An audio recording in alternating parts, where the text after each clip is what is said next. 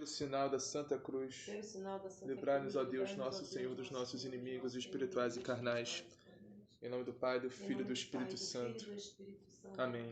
Creio em Deus Pai Todo-Poderoso, Criador do céu e da terra, e em Jesus Cristo, seu único Filho, nosso Senhor, que foi concebido pelo poder do Espírito Santo, nasceu da Virgem Maria, padeceu sob Pôncio Pilatos, foi crucificado, morto e sepultado, desceu à mansão dos mortos, ressuscitou ao terceiro dia, subiu aos céus, está sentado à direita de Deus Pai Todo-Poderoso, donde há de vir a julgar os vivos e os mortos. Creio no Espírito Santo, na Santa Igreja Católica, na comunhão dos santos, na remissão dos pecados, na ressurreição da carne, na vida eterna. Amém.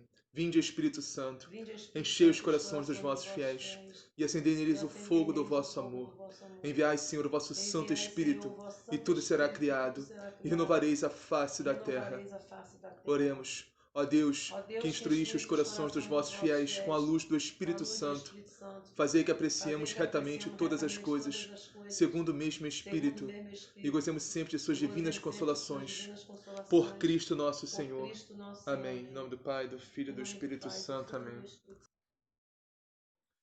27 de junho de 2020. 12ª semana do Tempo Comum. Sábado. Primeira leitura. Leitura do livro das Lamentações. O Senhor destruiu sem piedade todos os campos de Jacó. Em sua ira deitou abaixo as fortificações da cidade de Judá. Lançou por terra, aviltou a realeza e seus príncipes. Sentados no chão, em silêncio, os anciãos da cidade de Sião espalharam cinza na cabeça. Vestiram-se de saco, as jovens de Jerusalém inclinaram a cabeça para o chão. Meus olhos estão machucados de lágrimas, fervem minhas entranhas. Derrama-se por terra o meu fel diante da arruinada cidade do meu povo, vendo desfalecerem tantas crianças pelas ruas da cidade. Elas pedem às mães: o trigo e o vinho, onde estão? E vão caindo como derrubadas pela morte, nas ruas da cidade, até expirarem no colo das mães.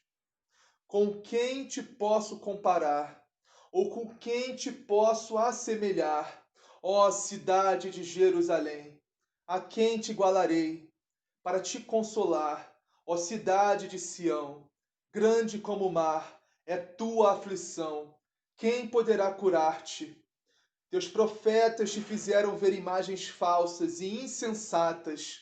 Não puseram a descoberta a tua malícia, para tentar mudar a tua sorte. Ao contrário, deram-te oráculos mentirosos e atraentes.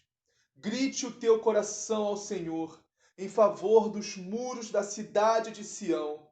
Deixa correr uma torrente de lágrimas, de dia e de noite. Não te concedas repouso, não cessem de chorar as pupilas de teus olhos. Levanta-te, chora na calada da noite, no início das vigílias. Derrama o teu coração como água diante do Senhor. Ergue as mãos para ele, pela vida de teus pequeninos, que desfalecem de fome em todas as encruzilhadas. Palavra do Senhor. Graças a Deus. Salmo responsorial. Não esqueçais até o fim a humilhação dos vossos pobres. Não esqueçais até o fim a humilhação dos vossos pobres. Ó Senhor, por que razão nos rejeitastes para sempre? E vos irás contra as ovelhas do rebanho que guiais. Recordai-vos deste povo que outrora adquiriste, dessa tribo que remistes para ser a vossa herança, e do monte de Sião que escolhestes por morada.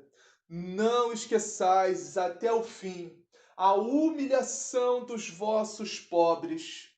Não esqueçais até o fim a humilhação dos vossos pobres.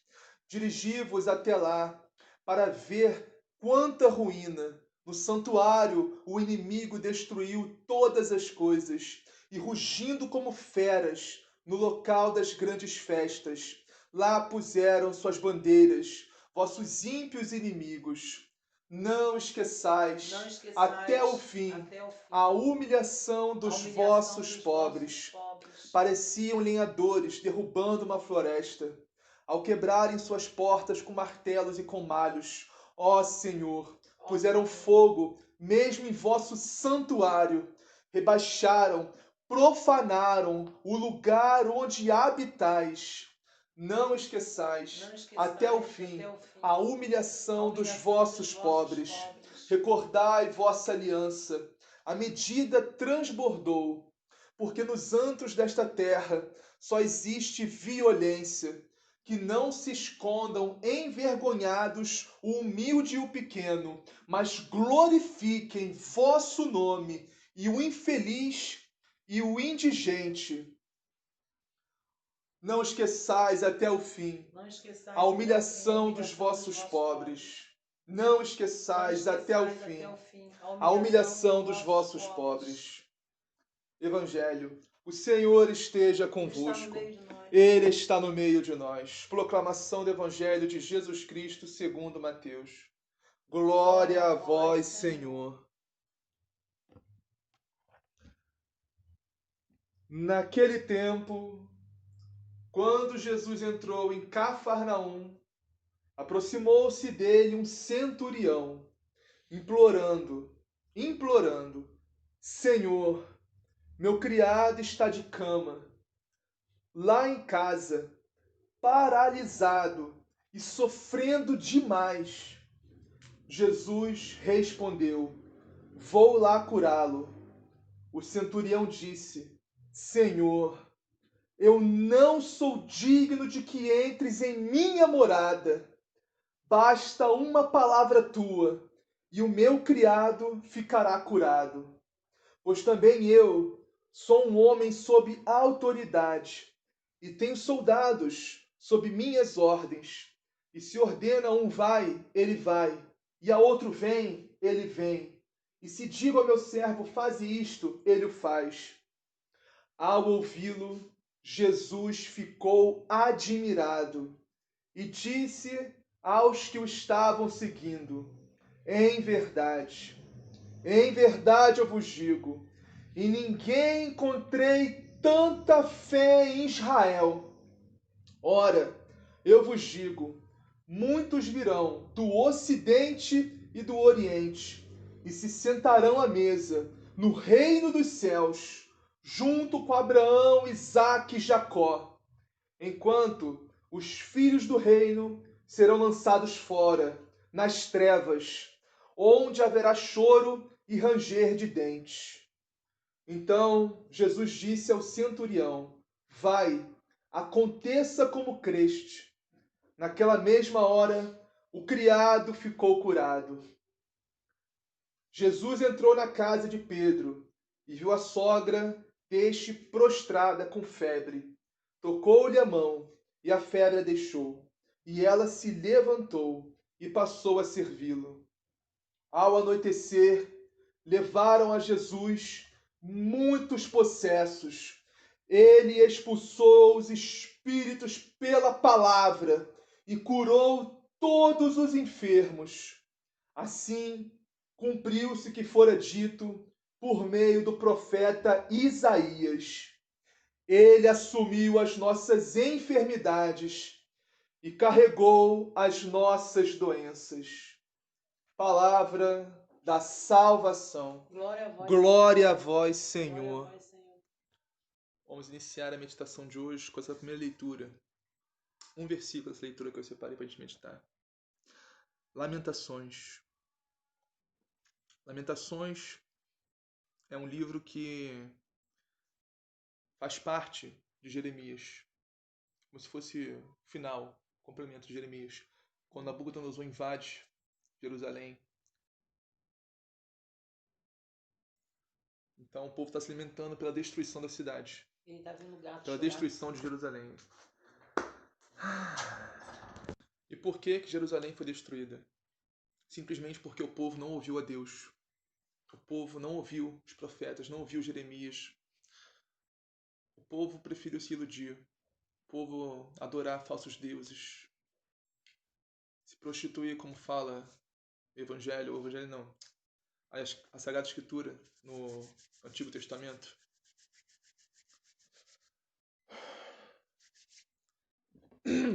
Eu tirei esse versículo. Lamentações, capítulo 2, versículo 14.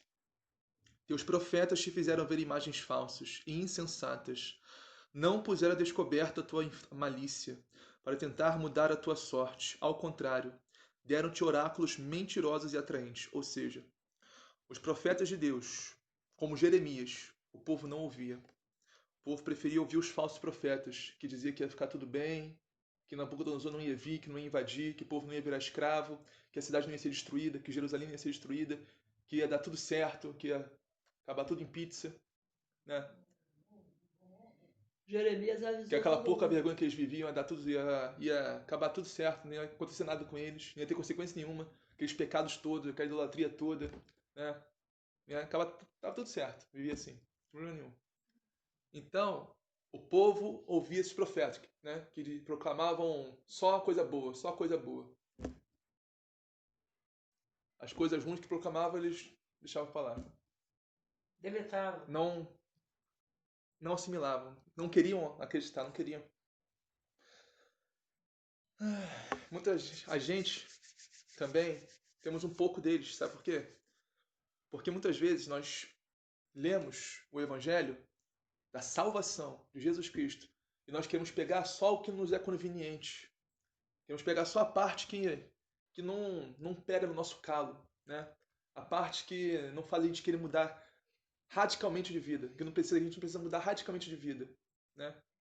A gente quer seguir só essa parte do Evangelho, outra parte que a gente finge que não tem. A gente passa direto, né? A gente vira a página e finge que não tem aquela parte. Por exemplo, aquela parte que manda amar os inimigos, que manda orar pelos que vos perseguem. A parte que manda virar a face, né? Quando alguém te dá um tapa, você vira a outra face. A parte que manda a gente se mortificar, a parte que manda a gente se humilhar.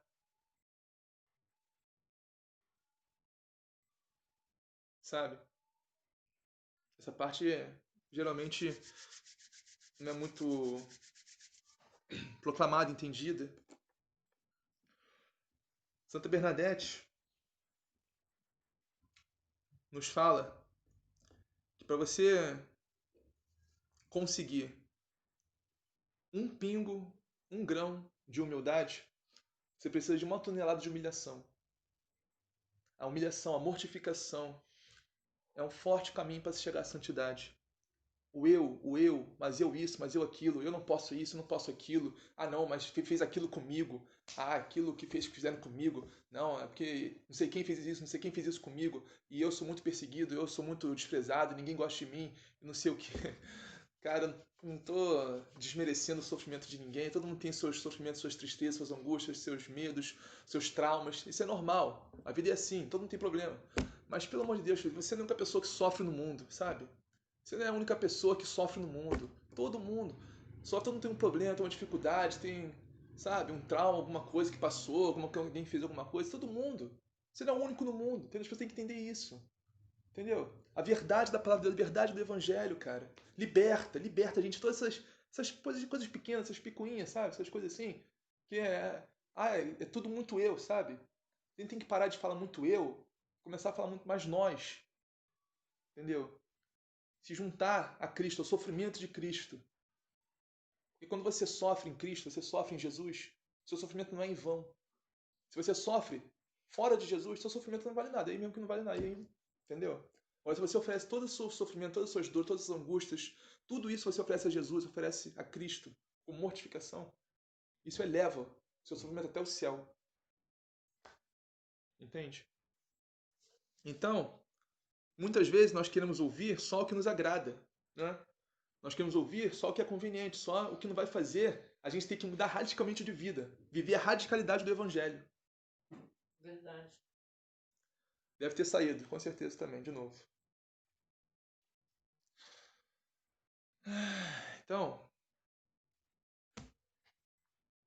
Então, qual a conclusão dessa primeira leitura, dessa meditação? A verdade, por mais que ela doa, por mais que ela machuque profundamente, até às vezes, ela é necessária, ela é liberta. A verdade de Deus, a verdade da palavra de Deus, do Evangelho de Jesus Cristo, liberta. Liberta a gente. Entende? A palavra, olha, nessa leitura me vem Santo Agostinho. Santo Agostinho nos fala: nem sempre o que é indulgente conosco é nosso amigo. Indulgente é de pessoa que diz que está tudo certo, né? Perdoa entre aspas, né? Ah, diz que não, tá tudo bem, precisa mudar de vida não, pode continuar assim, tá tudo certo, você é perfeito, você é maravilhoso assim, você é maravilhosa, você é linda assim, você é perfeito assim, não precisa mudar de vida não, precisa viver essa radicalidade não, entende? Nem sempre o que é indulgente conosco é nosso amigo, nem o que nos castiga é nosso inimigo. São melhores as feridas causadas por um amigo que os falsos beijos de um inimigo. É melhor amar com severidade a enganar com suavidade. Santo Agostinho. Entendeu? Só um amigo fala a verdade.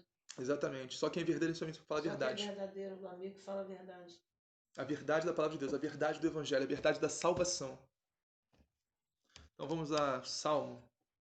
Glorifiquem vosso nome, o infeliz e o indigente. O Deus tem que ser glorificado. Nosso Deus tem que ser glorificado, independentemente da situação que você esteja passando, esteja acontecendo, tem que ser louvado, tem que ser glorificado a todo instante, a todo momento.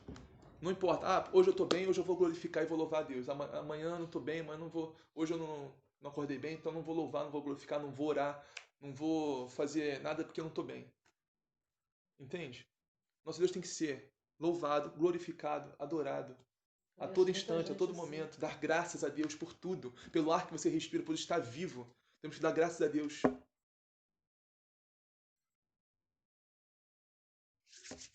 Por tudo que você tem, que Deus te deu, porque tudo que você tem foi Deus que te deu. Tudo. Tudo, tudo, tudo. Até o ar que você respira. Tudo é graça de Deus. Entendeu? Por isso que o infeliz e o indigente também tem que glorificar a Deus, louvar a Deus. Não só louvar a Deus quando estiver bem, estiver feliz, estiver próspero, né? Estiver tudo dando certo. Aí sim eu vou louvar, vou glorificar a Deus. Não. Se você for deixar para louvar e glorificar a Deus quando estiver tudo bem, estiver dando tudo certo, não tiver nenhum problema, nenhuma dificuldade, você nunca vai louvar e glorificar a Deus. Vamos ao Evangelho agora. Esse salmo é 73. Glorifiquem em vosso nome o infeliz e o indigente. Evangelho, Mateus capítulo 8, versículos 5 a 8. Naquele tempo, quando Jesus entrou em Cafarnaum, um oficial romano aproximou-se dele, suplicando: Senhor, o meu empregado está de cama, em casa, sofrendo terrivelmente com uma paralisia. Jesus respondeu: Vou lá curá-lo. Olha, centurião romano. Esse homem era um pagão. Esse homem não era um israelita, não era um hebreu, não era um descendente de Abraão. Não era. Esse homem era um idólatra. Tinha vários deuses em Roma naquela época. Tinha os pagãos, né, o povo que adorava vários falsos deuses, e tinha o povo de Israel, que adorava o Deus único, o Altíssimo. Entendeu? Então esse homem não era israelita. Era um centurião romano. E Jesus, como prova que Jesus, Deus, não faz acepção de pessoas, Jesus disse: Vou lá curá-lo. Porque esse homem, olha, você não tem noção do que é um centurião romano, um homem de alta patente em Roma, chegar e se humilhar assim para um judeu, naquela época, naquela situação, naquele contexto. Entende? Se humilhou para um judeu, no caso Jesus, para curar o servo dele. Por que ele fez isso? Porque ele ouviu falar de Jesus. A fé vem pelo ouvir, vem pela pregação. Alguém falou com ele: olha, tem um tal de Jesus de Nazaré que faz muitos milagres, muitos prodígios aqui, entendeu? A fé vem pelo ouvir. E outra coisa que eu entendi aí também é que ele, sendo um centurião romano, um homem de alta patente, ele tinha um coração bom. Ele foi lá pedir a salvação do... Tinha um coração bom, sim. Ele foi lá pedir a salvação do servo. Sim, isso mesmo. Se é um outro já ia deixar o servo morrer, ele tinha um monte de servo. Pra você ver que Deus não faz acepção de pessoas. Ele tinha um coração bom. Independentemente se era romano, se era idólatra, se adorava falsos deuses. Mas se é uma pessoa de coração ruim... Ele reconheceu que nenhum desses falsos deuses podia curar o servo dele. Entendeu? Ele reconheceu que o único que podia curar o servo dele era nosso Senhor Jesus Cristo, nosso Deus. Então, nesse ato também, ele rejeitou todos os falsos deuses. Nesse ato de se curvar, nesse ato, ele reconheceu que nenhum desses falsos deuses que eles cultuavam, nenhum, podia curar o servo dele, podia fazer o servo dele se recuperar totalmente. Só Jesus Cristo. Só nosso Senhor, nosso Deus. Entendeu? Ele reconheceu nesse ato. Então, por isso Jesus foi lá atender o pedido dele. E ele disse, vou lá curá-lo. E o oficial disse, o que o oficial disse? O oficial disse, esse ato está na liturgia da nossa Santa Missa. Todo dia. Todo dia. E a gente repete esse ato. Eis o Cordeiro de Deus, eis aquele que tira o pecado do mundo. Que nós respondemos? Senhor, não sou digno que entreis em minha Exatamente morada, isso. mas dizer uma só palavra e serei Exatamente salvo. Isso. Jesus respondeu, vou curá-lo. O oficial disse, Senhor, eu não sou digno de que entres em minha casa. Dize uma só palavra e o meu pregado ficará curado. Pois eu também sou subordinado. Tenho soldados sob minhas ordens. Não. Dize só uma palavra e meu empregado ficará curado. Olha que fé desse homem. Olha que fé. Ele acreditava que Jesus não precisava nem ir na casa dele, só dizer uma palavra de Jesus, uma palavra de nosso Senhor, nosso Salvador, nosso Deus, uma palavra só é suficiente para tudo. Não precisa mais de nada, não precisa se deslocar até a casa dele, botar a mão no céu, não precisa. Não precisa. E ele mostrou com isso que ele era humilde de coração. Olha que fé desse homem. Olha que fé. Bom e humilde de coração. Olha que fé desse homem. Uma pessoa de fé. Né? Ele mostrou que era uma pessoa de fé, que era uma pessoa boa de coração e humilde. Uhum. Exatamente isso. Então, Jesus disse, quando ouviu isso, Jesus ficou admirado e disse aos que o seguiam, em verdade eu vos digo, nunca encontrei em Israel alguém que tivesse tanta fé. Nunca. O que significa isso?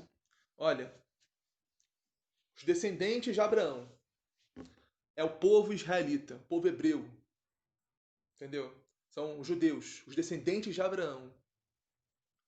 É o povo escolhido, o povo de Deus, o primogênito. Entende?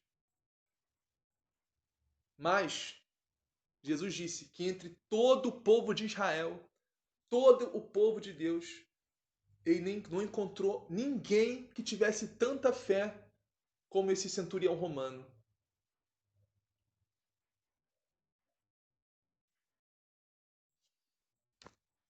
Mas o povo de Deus, infelizmente, estava afastado de Deus. Os israelitas, os hebreus, judeus, eles eram descendentes de Abraão, descendentes na carne. Entende? Só na carne. Mas não era na carne e no sangue, quer dizer, na carne quer dizer no sangue. Mas não eram descendentes de Abraão pela fé de Abraão. Não era descendente de Abraão no espírito. Entende? Não tinham a fé que Abraão tinha. Esse homem, esse centurião romano, que era aparentemente um idólatra, um pagão, tinha a fé de Abraão.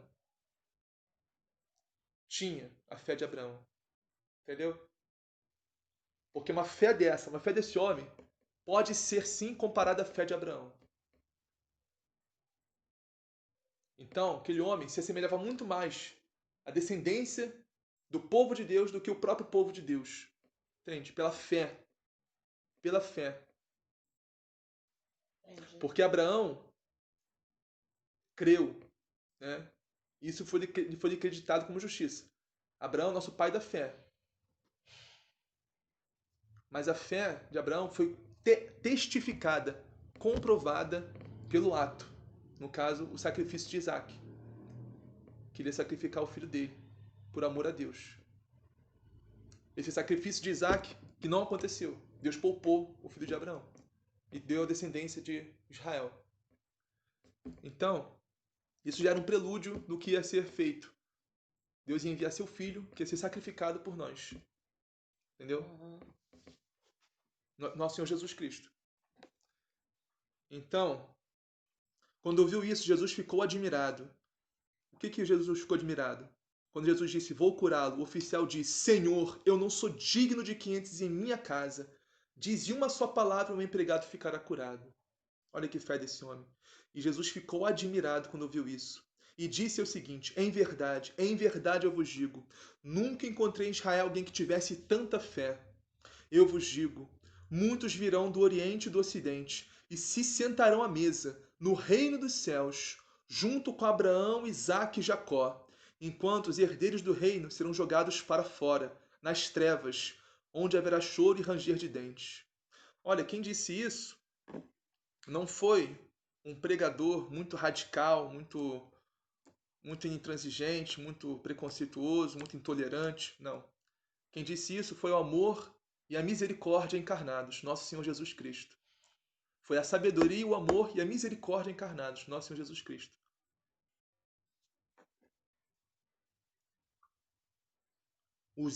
Enquanto os herdeiros do reino serão jogados fora, nas trevas, onde haverá choro e ranger de dentes, na hiena de fogo, ou seja, no inferno. Ele está dizendo que muitos virão do Ocidente e do Oriente. O que significa isso? Nós, que éramos pagãos. Nós que fomos evangelizados. Nós que não somos da descendência, da carne, do sangue de Abraão. Não somos israelitas, não somos judeus. Entende? Nós somos essas pessoas do Oriente e do Ocidente. Que vão acreditar em Deus, que vão acreditar em Jesus Cristo. Entende? Enquanto os próprios judeus, os próprios israelitas, infelizmente, que não acreditarem, não vão ser salvos. Porque a salvação só vem por Jesus Cristo. Não existe outro caminho. Entendeu?